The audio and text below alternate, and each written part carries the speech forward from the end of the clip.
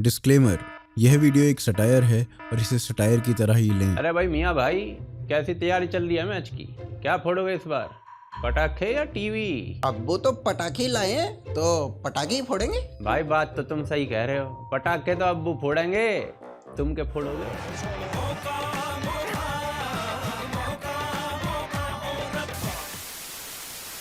अफगानिस्तान में तालिबान की सरकार है, फिर भी अफगानिस्तान के लोगों को भारत ने वीज़ा दे दिया, पर पाकिस्तान के लोगों को वीज़ा तो नहीं, बस इस साल जीजा ही मिला है। हम लोग जो है वो गुलाम बन के स्लेव्स बन के नहीं रह सकते। वो कह रहे हैं ये लोग आपके जर्नलिस्ट और फैंस को वीजा नहीं दे रहे। यार इतनी जिल्लत, इतनी बेइज्जती इंडिया की तरफ से, बीसीसीआई की तरफ से। अब इस बेइज्जती पर फॉर्मर पीसीबी चेयरमैन एहसान मानी ने कुछ ऐसा कह दिया। आईसीसी के साबिक सदर एहसान मानी का कहना है पाकिस्तानी तमाशाइयों और सहाफियों को भारतीय वीजे न मिलने पर पाकिस्तान क्रिकेट बोर्ड लीडरशिप दिखाते हुए पाक भारत मैच से पहले कौमी टीम को वापस बुला ले। कमाल है भाई साहब, टीम को वापस बुलाने की धमकी तो ऐसे दे रहे हैं जैसे सही में बुला सकते हैं, और बुला भी लेंगे तो हमें फर्क पड़ेगा। सुनो इधर कान में एक बात बताता हूं। रमीज राजा याद है, वो अभी से पहले पीसीबी का हेड था। उसने कहा था अगर भारत एशिया कप खेलने नहीं पाकिस्तान आती है तो पाकिस्तान की टीम भारत में वर्ल्ड कप खेलने नहीं जाएगी। और इस धमकी के बाद भारत की टीम पाकिस्तान में एशिया कप खेलने नहीं गई, और पाकिस्तान को होस्ट होने के बावजूद श्रीलंका में एशिया कप के सुपर 4 मैचेस खेलने जाना पड़ा। ये भाई साहब विश्व में पहली बार था कि होस्ट टीम हारने के बाद फ्लाइट पकड़ के घर जा रही थी। वो विश्व में पहली बार था कि होस्ट नेशन से अधिक मैच किसी दूसरे देश में हुए हों। इतनी बेइज्जती के बाद भी पीसीबी ने पाकिस्तान की टीम को भारत भेज दिया खेलने के लिए। और तो और रमीज राजा खुद भारत आया हुआ है, बोला कमेंट्री करूंगा, टीम वापस बुलाएंगे ये। वाह। तो भैया वीजा नहीं मिल रहे हैं या बोले वीजा मिलने में डिले हो रहे हैं, तो पीसीबी हेड ज़का अशरफ ने आईसीसी से शिकायत की कि पाकिस्तान के जर्नलिस्ट और फैंस को वीजे नहीं मिल रहे हैं। तो आईसीसी ने पाकिस्तान को कहा कि रुको, 60 जर्नलिस्ट का प्रबंध फ्राइडे तक कराते हैं, यानी आज हो जाएंगे। फैंस के वीजा का अभी भी कुछ गारंटी नहीं है। पर क्वेश्चन यहाँ पर पाकिस्तान से ये होना चाहिए, सालो अपनी इमेज तुमने टेररिस्तान की क्यों बनाई? हमारा कोई योगदान थोड़ी है आपकी इस इमेज में। अब वीजा नहीं मिल रहा है तो सालो तुम्हारे वीजा के चक्कर में हम थोड़ी फट जाएं। और दूसरा, मुझे ये समझ में नहीं आ रहा है कि फैन पाकिस्तान से भारत आके करेंगे भी क्या। अगर टीम का उत्साह ही बढ़ाना है तो वो तो भारत की एक कम्युनिटी ऑलरेडी कर ही रही है।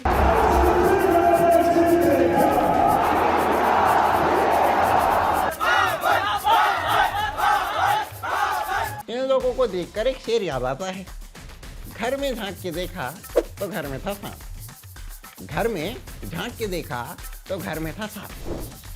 कुछ लोग होते हैं जो पड़ोसी को कहते हैं अंकल। अबे ये कैसा शेर है, इसमें तो राइम ही नहीं हुआ। मन में तो हुआ। उधर से रिजवान ने अपना शतक गाजा के लोगों के नाम कर दिया।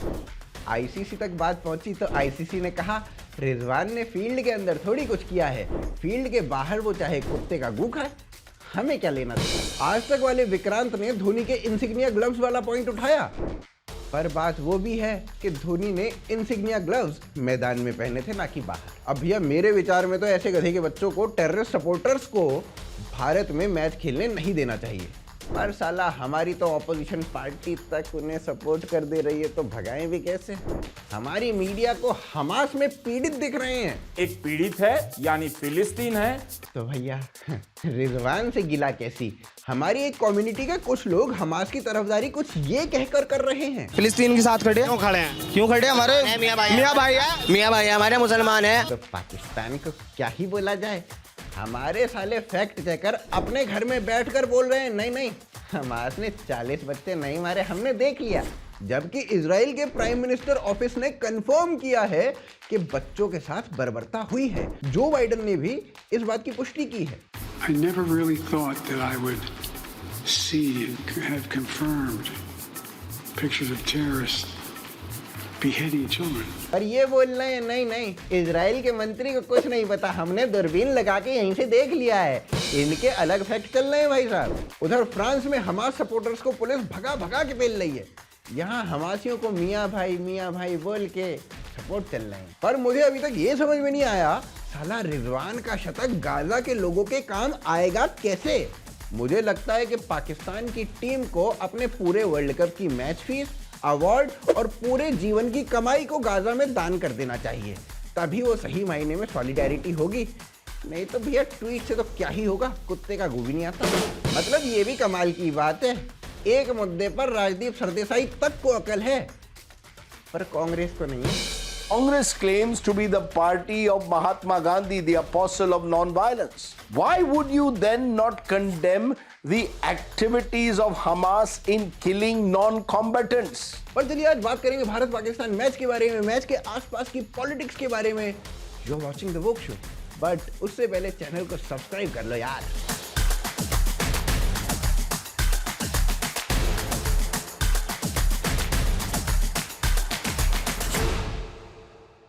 तो जी भारत में वर्ल्ड कप शुरू हो चुका है और आईसीसी ने जब वर्ल्ड कप की अनाउंसमेंट वीडियो निकाली थी आज से 4 महीने पहले कि भारत में वर्ल्ड कप होगा, तो कुछ ये वीडियो बनाई थी।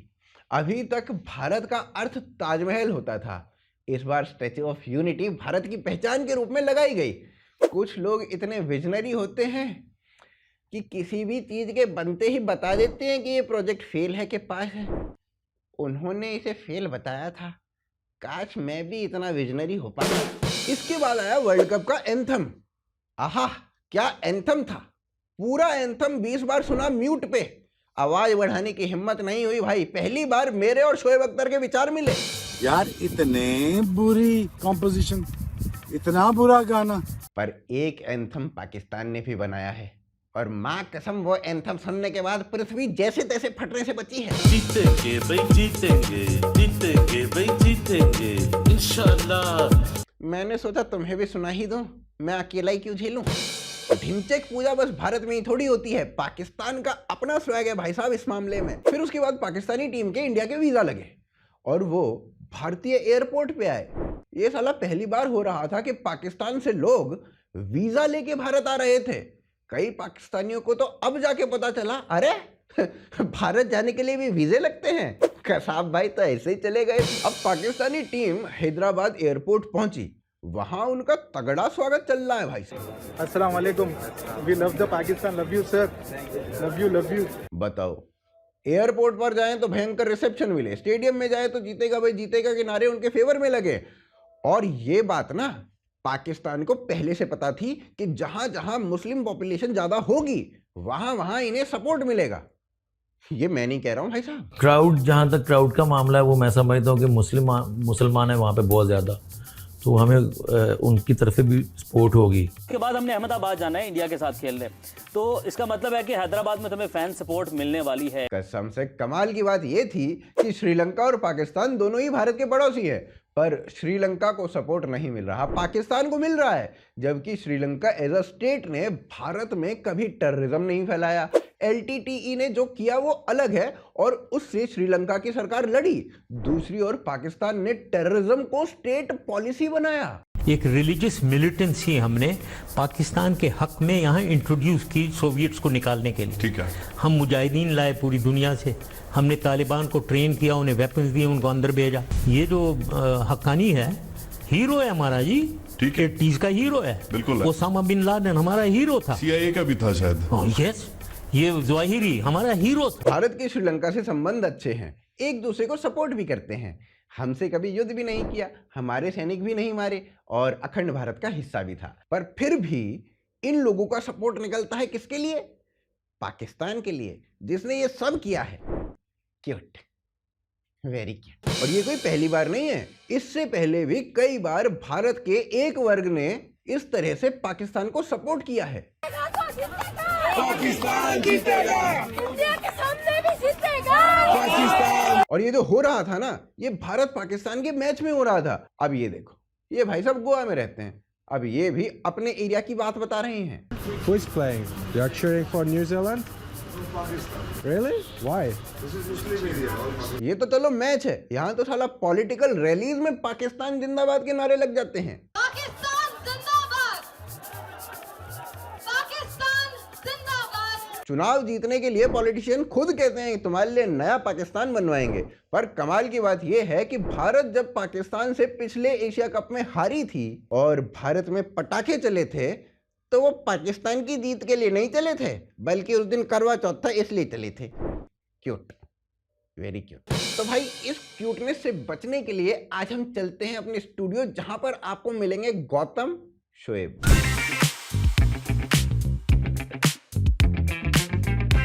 तो सलाम अलैकुम, आप देख रहे हैं शोएब अख्तर यूट्यूब चैनल। आज हम बात करेंगे इंडिया पाकिस्तान के मैच के बारे में। हमारे साथ मौजूद हैं इंडिया से गौतम सीरियस। तो गौतम, ये बात बताओ, कल इंडिया जीतेगी कि पाकिस्तान? चलता है। अरे मैं सवाल कर रहा, तुसी मैनू गाली दे जाने। माना हमारे बहन से शादी कर लेते हैं, अफरीदी ने भी की है, पर इसका मतलब ये थोड़ी है कि शरेआम हमें ये बोल दोगे। नहीं चंगा लगता भाई। ठीक है बहन, अब से गाली बंद। ओ यार तू भैंस हो गया है। भैंस होता है एक जानवर, इंग्लिश में उसे बोलते कैमल। बुद्धि कम होती है उसमें। मैं पूछ रहा हूँ इंडिया जीतेगी कल के पाकिस्तान जीतेगा? मैंने तू गाली दे जाना है। तेरी शक्ल ऐसी है कि तुझे देख के खुद से गाली निकल जाती है। मेरा मन तो तुझे थप्पड़ मारने को कर रहा है। वो तो मैं हूं कि गाली से काम चला रहा हूं, कलेजा को ठंडा कर रहा हूं। बैन के लोमड़े सचिन पाजी को मारेगा, गजवाया इनकी बात करेगा। ओ यार, जब मैं बोलता हूं तो मुझे खुद नहीं पता चलता मैं क्या बोल रहा हूं। तू दे ले भाई, तू गाली दे ले। बैन के लूडो बंद कर इसे। यूट्यूब चैनल चलाएगा, मेरे विचार जानेगा, भिखारी साले। अब वीजा मामले में आईसीसी का बेसिक स्टैंड ये है कि जो भी देश खेलने आ रहे हैं वर्ल्ड कप में, उनके लोगों को और उनकी मीडिया को वीजा देना होगा। ये ऑब्लिगेशन है। तो मतलब बीसीसीआई या भारत चाह के भी वीजा नहीं रोक सकता। हाँ, एक दूसरा आइडिया है। आइडिया का नाम है ज़ैनब अब्बास। अब ज़ैनब को स्टार स्पोर्ट्स मैच प्रेजेंट करने के लिए भारत लाया। भारत के लोगों ने उनके पुराने ट्वीट, जिसमें वो भारत और हिंदुओं को गालियां दे रही थी, कतई हिंदू हेटर हो रही थी, वो ट्वीट निकाल के दे दिए। स्टार स्पोर्ट्स ने उसकी वापसी की टिकट कटवा दी। अब ज़ैनब को सपोर्ट करने आया एहतिशाम उल हक। बोला ज़ैनब इतनी हार्ड वर्किंग है, मैं भारत से बहुत डिसअपॉइंटेड हूँ। तो लोगों ने उसका हिंदू घृणा से भरा हुआ ट्वीट निकाल के दे दिया। वो एहतिशाम जी अब अपने ट्वीट डिलीट करते डोल रहे हैं। कुछ पाकिस्तानियों ने अफवाह उड़ाना शुरू कर दिया कि माइकल आर्थटन ने भारत को गरियाया है और ज़ैनब अब्बास को सपोर्ट किया है। बीसीसीआई अभी आर्थटन की टिकट कटवा ही रही थी कि आर्थटन ने कहा कि भाई साहब, इन सब का सोर्स ट्रस्ट मी ब्रो है। अब ज़ैनब अब्बास को निकाले जाने पर पाकिस्तान के समा टीवी ने छापा, एक डिस्प्यूटेड केस के चक्कर में ज़ैनब भारत से वापस पाकिस्तान आ रही हैं। फिर उन्हें लगा कि नहीं थोड़ा गलत हो गया है, इसमें प्रोपेगेंडा ढंग से नहीं हो पा रहा, तो उन्होंने उसको डिलीट किया। फिर लिखा सिक्योरिटी कंसर्न्स के चलते ज़ैनब अब्बास अब पाकिस्तान वापस आ रही हैं। क्या है समा टीवी, सीधा सीधा लिख देते, हिंदू घृणा के चलते ज़ैनब पाकिस्तान आ रही है। पर वकार यूनिस अभी भी वर्ल्ड कप में कमेंट्री कर रहा है। भगा साले को से भी। जो रिजवान ने की कि फिर उसने माशाल्लाह उसने ग्राउंड में खड़े होकर नमाज पढ़ी, जो कि हिंदुओं के बीच में खड़े होकर, so that was really something very very special for me. अब साले पाकिस्तानी इस बात का मुद्दा बना रहे हैं कि भारत बेकार होस्ट है, ज़ैनब को भगा दिया। बहुत अच्छा राइटली डिसीजन लिया ज़ैनब अब्बास ने कि वो सेफली एग्जिट करके दुबई वापस पहुंच गई हैं। अगर इस किस्म के होस्ट को आप वर्ल्ड कप देंगे। हाँ भाई, जो देश साला बायलैटरल सीरीज ढंग से नहीं करवा पाता वो ऐसी बातें कर रहा है। कमाल है सालो। एक श्रीलंका के लड़के को ब्लास्फेमी के लिए तुमने टॉर्चर कर करके मार दिया और तुम ज़ैनब को ब्लास्फेमी के लिए जस्टिफाई कर रहे हो। तुम्हारे यहाँ के ब्लास्फेमी के केसेस गिनवाने बैठ जाऊं तो सुबह से रात हो जाएगी। भाई साहब, हमने ज़ैनब को सेफली भेजा है। आप होते तो ज़ैनब क्या, उसकी भैया खबर यारी होती। तो भैया मैं तो यही कहूँगा कि किसी भी पाकिस्तानी को वीज़ा देने से पहले उसका सोशल मीडिया चेक करवा लेना। कोई उल्टा सुल्टा ट्वीट वीट कुछ भी मिले, साले को आने ही मत देना। अब चलते हैं ग्राम दर्शन में, क्योंकि असली न्यूज़ तो भैया वहीं से मिलती है ना।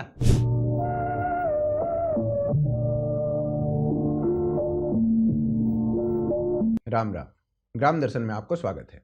बीसीसीआई ने यहाँ बेर ओपनिंग सेरेमनी ना करवाई, बोले स्पेशल सेरेमनी करवाएंगे भारत पाकिस्तान के मैच से पहले। कुछ लोगों ने अपनी रहरे माटी करवाने की आदत हो गई। बीसीसीआई उनमें से ही एक है। पिछला वर्ल्ड कप इंग्लैंड में हुआ।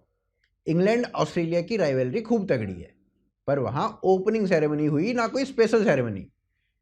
और तुम्हें ओपनिंग सेरेमनी में क्राउड चाहिए हो तो भैया पहलो मैच भारत पाकिस्तान को करवा लेते, पर ना, इन्हें चाहिए घुट्टी, स्पेशल ट्रीटमेंट देना पाकिस्तान है। भैया तुम्हारे फूफा का छोटो छोरा लग रहा हो यू रिजवान। अब यहाँ देखो, यू फोटो दिख रही है, यू 1989 का फोटो है, जब भारत की टीम पाकिस्तान गई।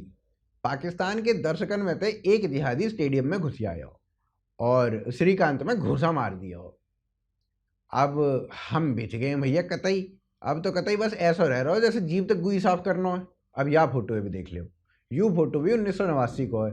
पाकिस्तान को क्राउड कहाँ लिख रहा हो देख लो, पर हमारे क्राउड को बाबर कह रहा हो हैदराबाद में हमें खूब सपोर्ट मिला, अहमदाबाद में भी खूब मिलेगा। सही में यार देश में दो भारत दिखे हैं। तो भैया मैं तो चलूँ, बेकार मेरे मुंह से कुछ गलत सलत निकल जाएगा, मैं रोक नहीं पाऊंगा। और भैया ऐसा करो, तुम जाओ यहाँ तक, मैं भी जाऊँ यहाँ तक, मिल लेके तुम कुआम पढ़ो।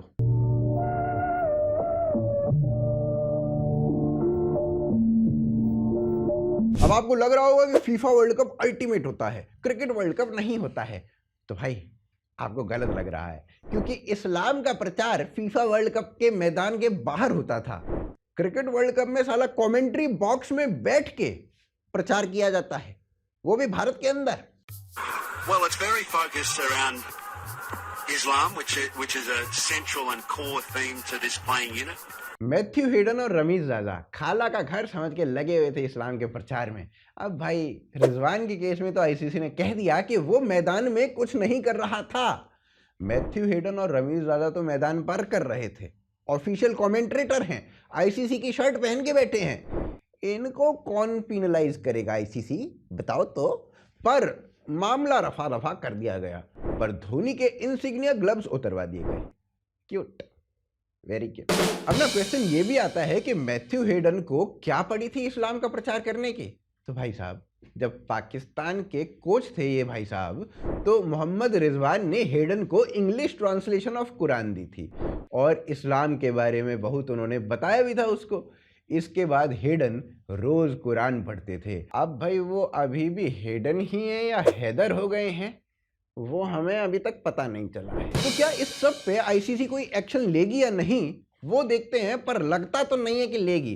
पर ये बिल्कुल लगता है कि भारत पाकिस्तान मैच में कंट्रोवर्सीज बड़ी तगड़ी होने वाली हैं। तो भाई that's it from my side. Do support us through Patreon and UPI. Share the video, subscribe the channel. You were watching The Woke Show.